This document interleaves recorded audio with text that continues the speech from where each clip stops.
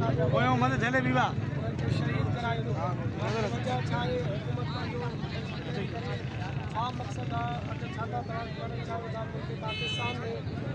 ज़ुल्म जे ख़िलाफ़ रैली जेका बि निकिरे या हिमायत जे तरफ़ां उन्हनि सां हमदर्दी आहे मज़मून जे लाइ पर जेकॾहिं ही मौमिन निकिरे उन्हनि खे टारगेट किलिंग कयो वञे गोली हलाई वञे आख़िर मुल्क पाकिस्तान में थी छा रहियो आहे सम्झ में ॻाल्हि नथी अचे छा हुकूमत करणु चाहे थी मकतब तशय्युअ जे ख़िलाफ़ ऐं कहिड़ो प्रोपेगेंडा पाकिस्तान में करणु चाहिनि था दुश्मनान इस्लाम असां उन्हनि खे चवणु था चाहियूं त अॼु बि जेके मौमिन उहे क़ैद करे असीर करे रखिया अथऊं जेके सफ़ारत खाने में ज़ुल्म जे ख़िलाफ़ जेके रैली में हुया उहे जल्द जल्द रिहा कया वञनि ऐं आइंदा जे लाइ मुल्क पाकिस्तान नजिस ट्रंप नेतन्याहू इन्हनि खां बिल्कुलु तरीक़े सां जेको आहे बाइकाट कनि न इन्हनि जा सफ़ारत खाना कंहिं मुस्लिम ममालिक में हुजनि किथे बि न हुजनि छो जो हीअ नासूर आहिनि हीअ दुश्मन इस्लाम आहिनि परवरदिगार आलम क़ुरान मजीद में बारहा जेको आहे इंसान खे इहा ई तंबीह कई आहे त कॾहिं बि यहूदा ऐं नसारा तव्हांजा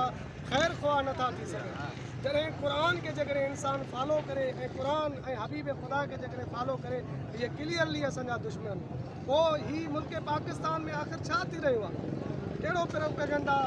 अफ़वाज करणु थी चाहे असांजे ख़िलाफ़ जो मज़लूम जे ख़िलाफ़ जेकॾहिं रैली निकिरे तशद्दुद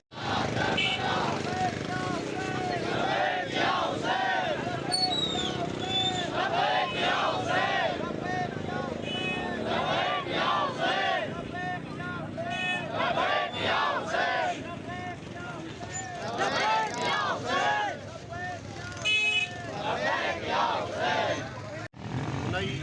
गयूर अवाम ईरानी सां यकजहती जे लाइ ऐं ज़ालिम जाबिर दहशतगर्द इसराइल ऐं अमेरिका जे ख़िलाफ़ ही रैली क़ाइद मोहतरम सैयद साजिद अली नकी जे हुकुम ते पूरे पाकिस्तान में निकिरे थी ऐं हिते बि असां कढी आहे असांजा मुतालबात इहे आहिनि हिन ज़ालिम जाबिर मुल्क सां पंहिंजा जेके नाता आहिनि उहे फौरी तौर ते ख़तमु कया वञनि हीउ मुल्क शैतान सिफ़त मुल्क आहे अॼु तव्हां ॾिसो त अॼु हुते हुननि मस्जिद हिन जंग जा कुझु जेके हिन असुल मक़ासिद ॿिया आहिनि उन्हनि अॼु बैतुल मुक़द्दस खे जेको आहे असांजी जेकी बैतुल मुक़द्दस में जेकी मस्जिद आहे उतां उन्हनि उन ई मस्जिद खे लॉक करे छॾियो आहे उते जुमे जी निमाज़ न पढ़णु ॾिनी वई आहे अॻिते हली करे उनजो गज़ा में फ़लस्तीन में जेके कारवायूं आहिनि उन्हनि खे उन्हनि तेज़ करण जो उन्हनि जो इरादो आहे असां पाकिस्तानी गवर्नमेंट खां इहो पुरज़ोर मुतालबो कयूं था पिया त पंहिंजा सिफ़ारतकारी जे ज़रिए